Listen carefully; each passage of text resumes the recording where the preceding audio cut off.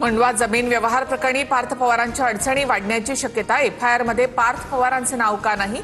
मुंबई हायकोर्टाने सरकारी वकिलांना जाब विचारला। पुण्यातील जमीन व्यवहार प्रकरणात कुणालाही वाचवायचं नाही, सरकार मुंबई उच्च न्यायालयामध्ये सबमिशन करेल, मुख्यमंत्री देवेंद्र फडणवीस यांचं भाष्य। अजित पवारांची 2018 पासूनच मुंडव्यातील जमिनीवर नजर। पुण्याचे तत्कालीन उपमहापौर निलेश मगर यांनी जमिनीची पॉवर ऑफ अटर्नी घेतली होती, अंजली दमानी यांचा आरोप। पुणे जमीन व्यवहाराशी माझा काही संबंध नाही, मी 2004 मध्ये उपमहापौर होतो आणि हा व्यवहार 2018 मधला, निलेश मगर यांनी दमानी यांचे आरोप फेटाळले। शरद पवारांच्या घरी स्नेहभोजनासाठी अजितदादा प्रफुल्ल पटेल जाणार।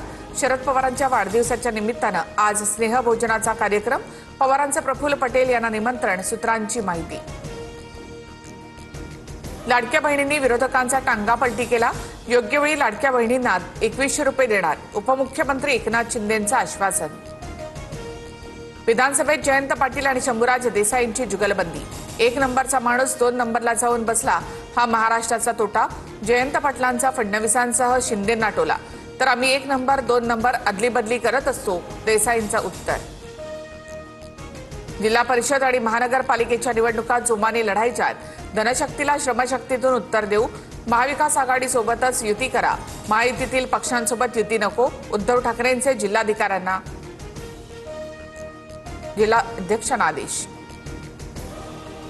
शिंदे सेनेच्या महेंद्र दळवींकडून अंबादास दानवेंना नोटीस। तटकरे दुसऱ्यांदा खासदार म्हणून निवडून गेल्यानंतरचा तो व्हिडिओ, दानवेंनी नोटांची रास असलेला व्हिडिओ पोस्ट केल्यानंतर दळवींचा दावा।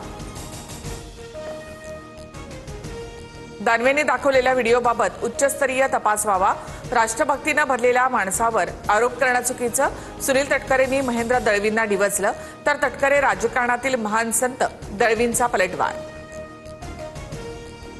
तटकरेंच्या भूमिकेचं स्वागत करतो, मी दाखवलेल्या महेंद्र दळवींच्या व्हिडिओची सर्व तपास यंत्रणा लावून चौकशी व्हावी, अंबादास दानवेंची प्रतिक्रिया। केकापच्या चित्रलेखा पाटलांकडून भरत गोगावलेंचा पैशांसोबतचा व्हिडिओ समोर, गोगावलेंसह दळवींच्या खात्याची सखोल चौकशी करण्याची मागणी, तर एवढा पैसा असता तर मुंबईत घर घेतलं असतं, गोगावलेंचं प्रत्युत्तर। बिबट्यांचे हल्ले रोखण्यासाठी सरकार जंगलात 1 कोटींच्या शेळ्या बकऱ्या सोडणार, काही बिबटे आफ्रिकेला पाठवण्याचा प्रस्ताव, वनमंत्री गणेश नाईकांची माहिती।